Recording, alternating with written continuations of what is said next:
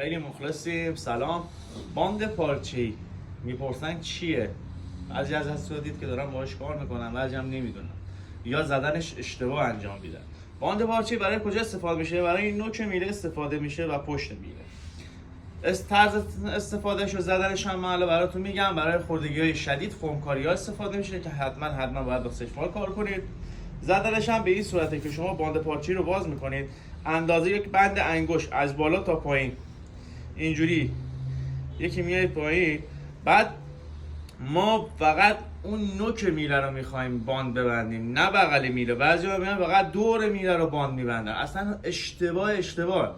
هر کسی هم این آموزش داره میذاره صحیحش اینه. ببین شما یک بند انگشت میاد پایین، دوباره از اینجا میاد پایین، دستتون رو برعکس میکنید، دوباره به روی نوک میله میایید به این صورت.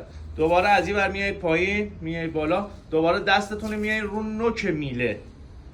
ببین شما باید رو نوک میله باند بذارید. ببین دوباره ما میایم اینجا، دوباره میایم بالا، دوباره رو نوک میله باند میزنیم. اینجوری نگاه کنید. چند بار این کار رو تکرار میکنیم، از چپ، از راست، از بغل. بعد میایم چیکار میکنیم؟ اینجوری خمش میکنیم. برای اینکه چسب باز نشه میایم دو تا هم رو خودش میزنیم اینجوری. تمام شد. ببین چه خوشگل شد رو نوک میله. بعضی هم برای سایه گیری میخوان استفاده بکنن با پشت میله، باندو برمیدارن اینجوری، یکی از رو میاد اینجا، میاد رو پشت. تمام.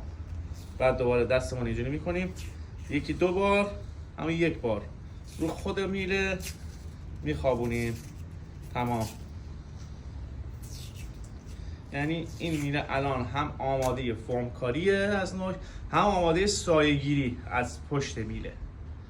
اوکی؟